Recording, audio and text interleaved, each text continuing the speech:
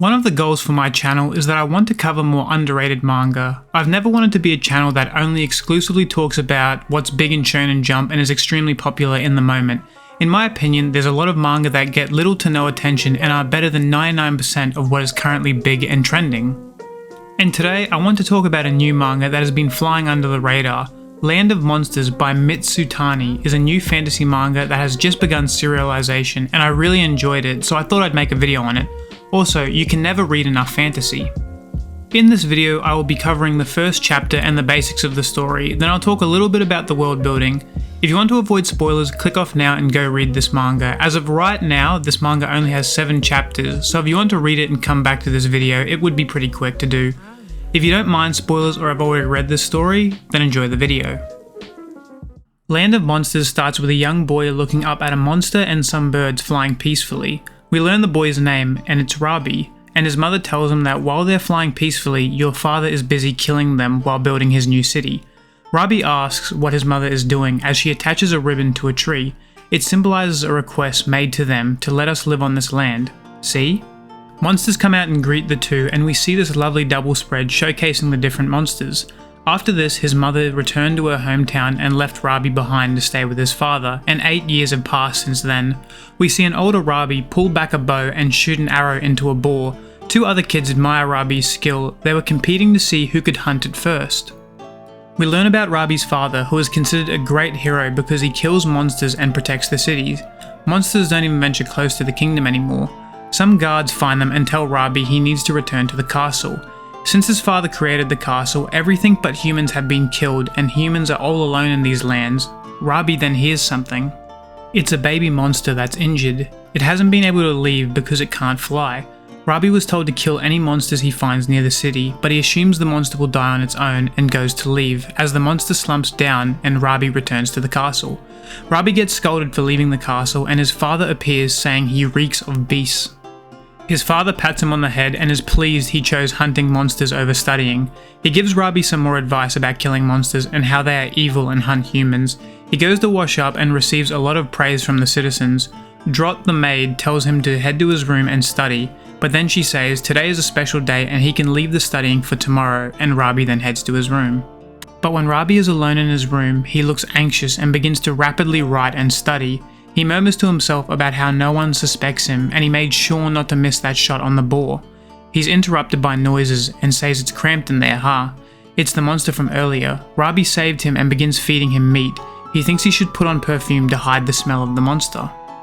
Rabi slumps on the bed exhausted and remembers times when his mum used to tell him bedtime stories. He remembers asking her to tell him a story about her friends.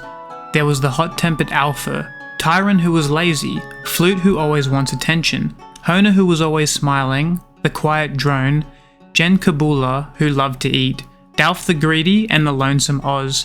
I don't know why, but this scene reminds me of a fairy tale. They were her 8 secret friends, and Rabi drifts off to sleep after remembering that story.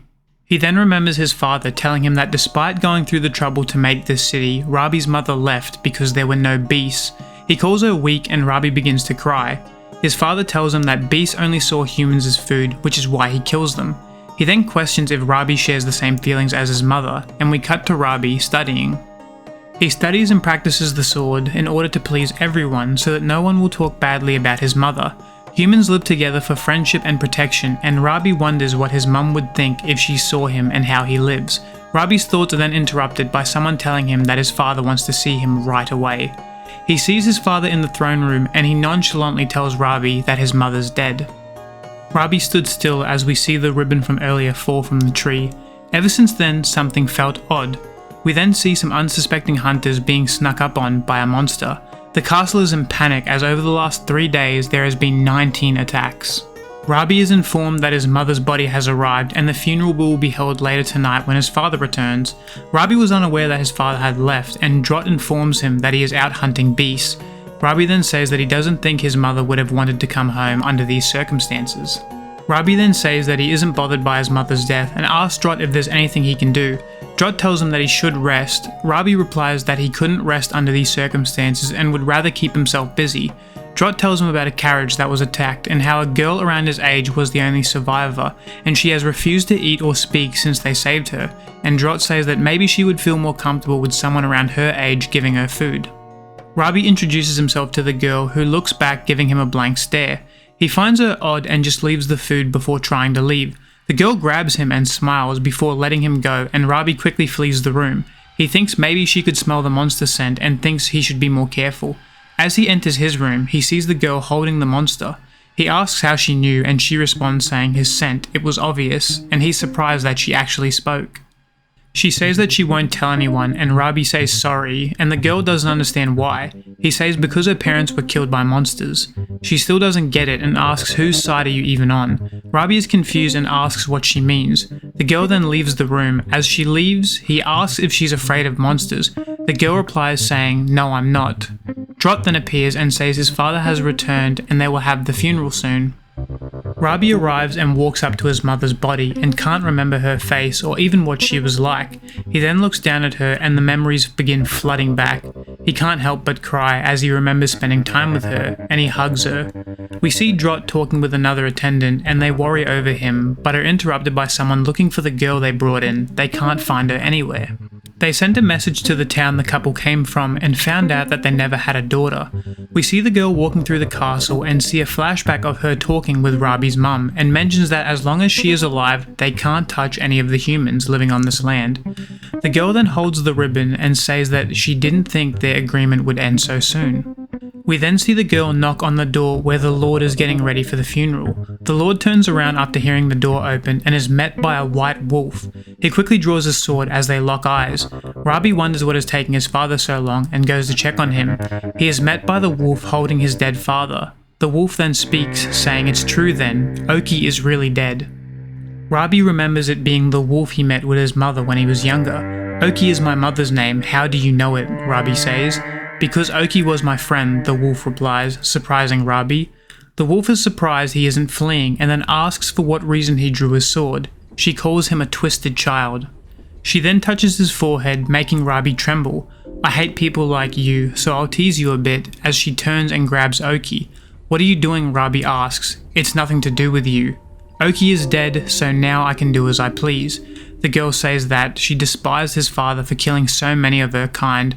Before leaving, the girl asks if Robbie is too afraid to seek vengeance as Robbie continues to tremble. Robbie feels like his guts are being turned inside out, and the guards enter the room noticing all the blood. They are met by Robbie standing up with long flowing white hair and wolf-like ears. Robbie is confused but quickly moves out of the way as Drott tries to strike him. He flees knowing the guards will kill him if he doesn't escape the castle. He's struck by an arrow and thinks back on the girl, saying he's too afraid to seek vengeance and he is scared. He then notices the little monster attacking one of the guards. Robbie struggles to decide whether to save the monster or not, as if he does, there's no turning back. He remembers his mother telling him about the birds flying peacefully with that monster when he was younger, and he decides to save the monster, charging into the guard and grabbing the monster. He flees, dodging arrows as he runs into the courtyard and needs to scale these large walls, but the gate is already open and Robbie thinks the girl must have done it. He thinks one last time about if this is what he really wants before he once again remembers the girl, only this time when she told him that he doesn't know a thing. He clenches his fists and runs out into the forest, saying he isn't afraid and wants to learn about the world. That concludes the first chapter, and I liked it. I was intrigued to see where Robbie's story would go and what his life will be like venturing through the forest. I was also really curious to learn what role his mother played in the dynamic between humans and monsters, as it's evident she was more important than what the Lord made her out to be. Okay, now in the next part I will be covering the world building, so if you want no more spoilers then click off now, but if you're fine with them, then let's continue. The world building is really interesting, and I would just like to highlight this panel as I think it will remain as one of the most important panels through the series. Oki's 8 secret friends are actual characters in the series whose significance we don't fully understand yet. As of chapter 7, we have met 2 of these friends. One was the girl who took her body, and that is Alpha, the hot-tempered, and the quiet drone who we meet later. When I first heard about these friends, I thought of it as nothing more than a made-up fairy tale that might play a small role later, but after Drone's introduction, it means so much more.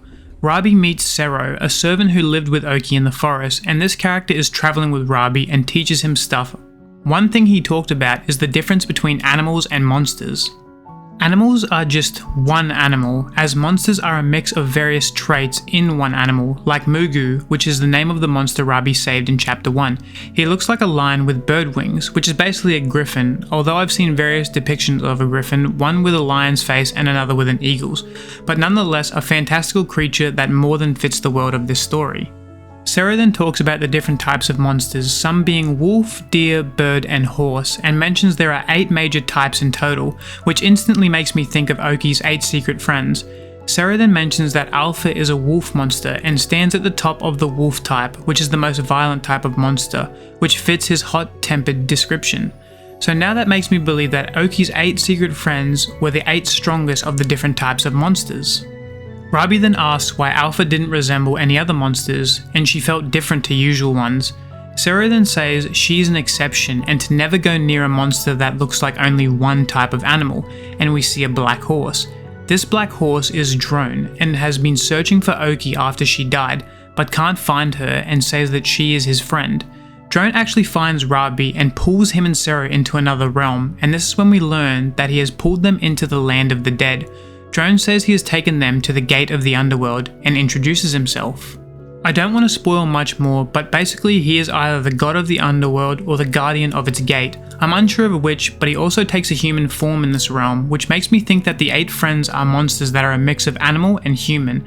Basically, Drone is concerned because he can't find Oki's soul, and this is due to Alpha stealing her body. Also, in this realm, living creatures begin to die slowly as they aren't meant to be there, and that effect happens to Drone when he is in the human realm. With all this new information, I believe that Oki was friends with 8 gods that rule over some principle or function of nature, and Drone is the final of them, representing death. I believe that the story will follow Rabi as he looks for Alpha, and on his journey he will meet the 8 secret friends and learn more about the world. It's really fun, and I wish there were more chapters already so I can learn more about this world, as reading this part of the story got me really curious to learn about more and figure out what made Oki so beloved by these 8 powerful beings. Like, do all these beings exist in a realm, and have we already seen all 8 from this image at the start of the manga? For only 7 chapters, I think it's done more than enough to warrant your time and has an enjoyable world that leaves you hungry for answers. Overall, it's a cool new fantasy manga that I will be following as the chapters build up, and I hope I've convinced some of you to try this. Okay, that's it for this video. Please like and subscribe if you enjoyed it, and I'll see you in the next one. Bye!